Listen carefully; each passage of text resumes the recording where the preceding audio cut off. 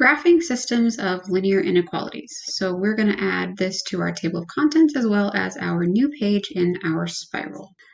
Graphing systems of linear inequalities. So an inequality has one of these symbols, less than, greater than, less than or equal to, greater than or equal to symbol.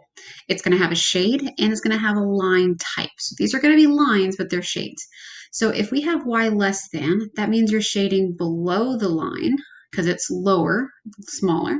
The line type is going to be dashed because it does not have an equal to, and the solution location is either in the is only in the shade. Shade only. Okay. Then we have a less than or equal to. So because it's a less than, you're still shading below, but because this is an equal to, that means this is a solid line. Solid things, shaded things represent solutions in math. So because this has an equal to on it, that means my solutions can either be in the shade or on the line. Either one is a solution this time. Then we have y greater than. So now that it's greater than, we're going to shade above my line. And because it's just a strictly greater than, that means my line is dashed. And my solution location, again, is in the shade only because I don't have that equal to telling me that my boundary line is a possible solution. And the last one, greater than or equal to. So again, it's a greater than, so we're going to shade above the line. But again, because of this equal to, that means we have a solid line. And because it's equal to, that means the shade will give us solutions, or the line also gives us solutions.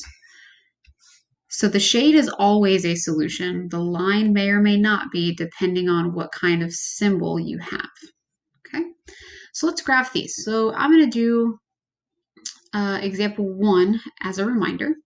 So for example 1, graph this guy. So I need to solve this for y because I need it in the y equals mx plus b. So if I want to solve this for y, I need to move 5x over by subtracting. So you end up with negative 2y less than negative 5x plus 6. Then I need to divide by negative 2 to everything. And because I divided by a negative, this symbol will actually flip around. Let me erase that so it doesn't look like an equal to. That little inequality symbol actually flips. So it's now a greater than positive 5 over 2 x, and then 6 divided by negative 2 makes negative 3. So we're going to graph this linear inequality. So the slope is 5 over 2. My y-intercept is the negative 3.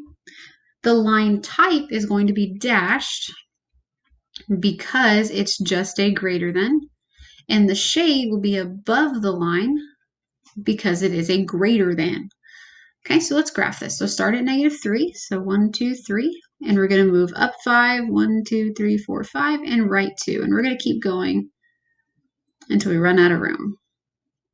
And then go the other direction. Down 5 and left 2.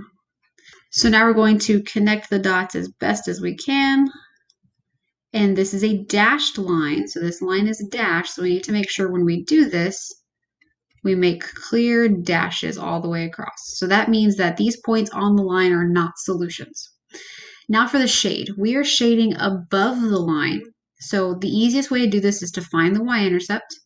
And if it's a greater than, you're going to shade above. So that's everything here on this side of the line. That's above. Find your y-intercept and use that as a guide. Now, is the point 0, 0 a solution? So here is 0, 0. That falls in the shade, so yes, this is a solution. Okay? Here's a system of inequalities. So for a system of inequalities, you've got two inequalities on the same graph. So let's go ahead and graph each one. So I'm going to do this top one in red over here. So x minus y greater than 6. So I need to solve this guy for y. So I'm going to move the x over. Get negative y greater than negative x plus 6. Divide out the negative 1. And we get y less than, because you divided by a negative, flip your symbol, x minus 6. So my slope is 1 over 1. And my y-intercept is negative 6. So let's graph that line. 1, 2, 3, 4, 5, 6. We're going to go up 1 and right 1, all the way until we run out of room. Then we have to think about the line type next. So our symbol is a less than, so that means two things. That means it's going to be a dashed line because it does not have equal to. So let's go ahead and do that. Dashed line. And because it's a less than, you're going to shade below. So again, find your y-intercept here. Below the line means everything underneath. So that's all of this space here. Okay, now let's do the next one. So now we're going to do the same thing, but we're going to do it for this second equation. So I'm going to do that over here.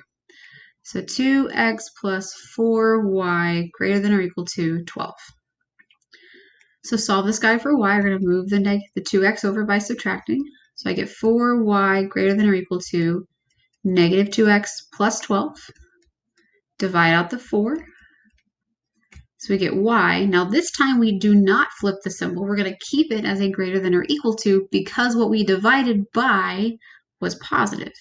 So this becomes negative 1/2 x. 12 over 4 makes 3. So the slope is a negative 1/2. That means you're moving down 1 and right 2. And the slope, or the y-intercept, is 3. So let's graph this guy. So 3, down 1, right 2, down 1, right 2. And keep going until you run out of room. And then go the other directions, up 1 and left 2. Keep going till you run out of room. Now let's talk about line type. So my symbol is greater than or equal to. So because it has equal to, I'm going to be using a solid line this time because it does have the equal to on it. Okay. And then the shading, because it is a greater than, I'm going to shade above my line. So what that means is, I'm going to take where my y-intercept is and I want to shade up. So that's all of this space here, even across what we already had.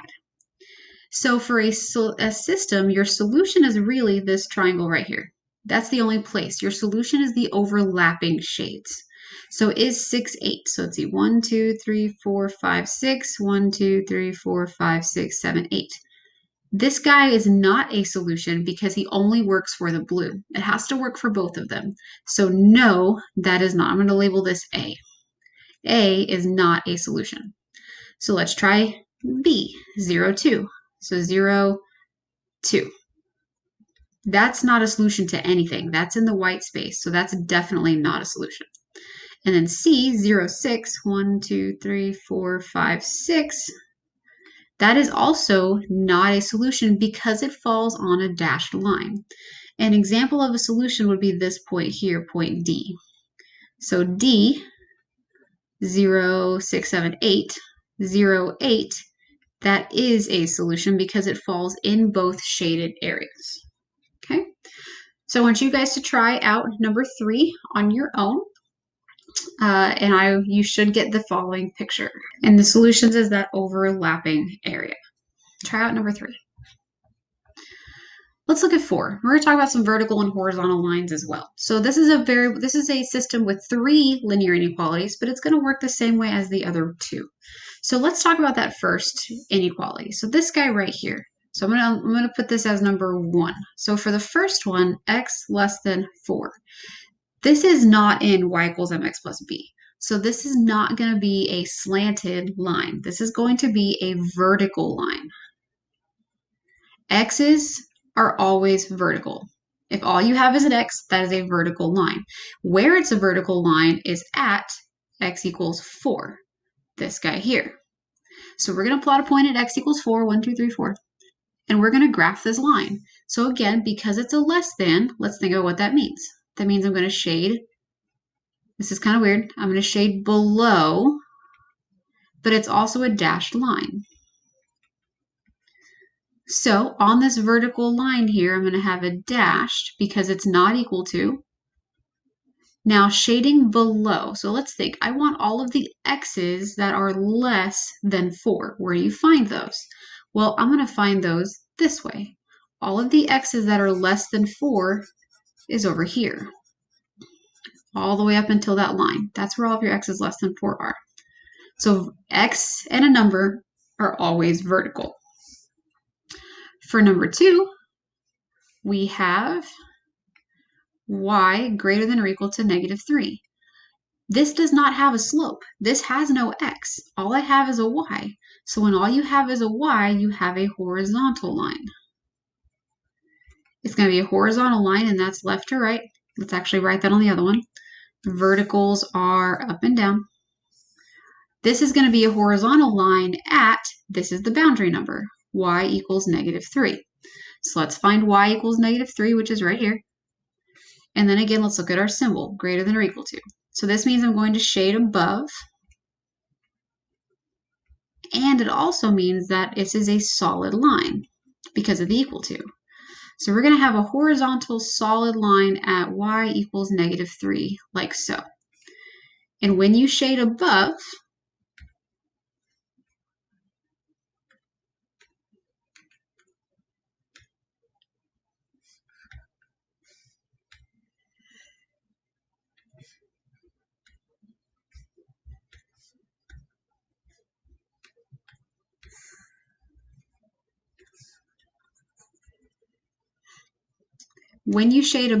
you're going to, again, take the y-intercept.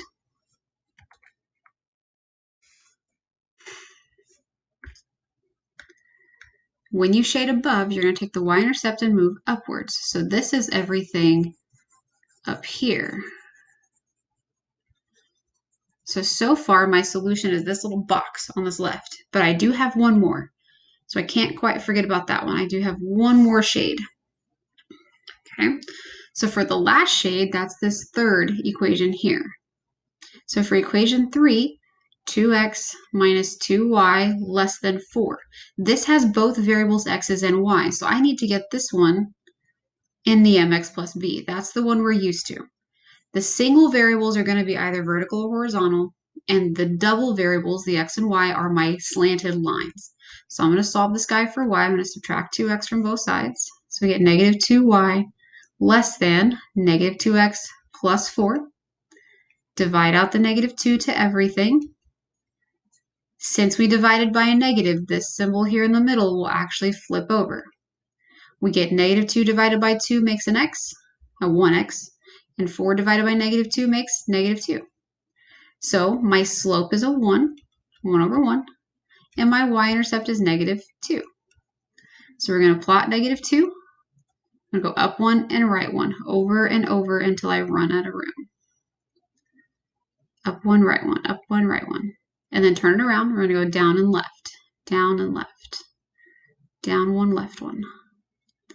Now let's talk about the line and the shade. So my symbol is a greater than. Because it's just greater than, it's a dashed line. And it's going to be shaded above because it's greater. So let's make my dashed line through these points as best as I can. And since it's a greater than, here's my y-intercept, that means I'm shading upwards. So it's everything here. Now, this looks really crazy, but where is the shade? Where is the overlapping of all three? Right here. So I'm going to clean this up. This little trapezoid looking thing, that's where my solution is.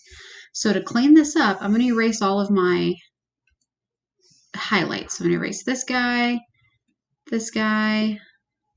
Let's get all of this cleaned up. And let's talk about where this stuff will shade. So the actual solution area is right here. This is where the solutions are.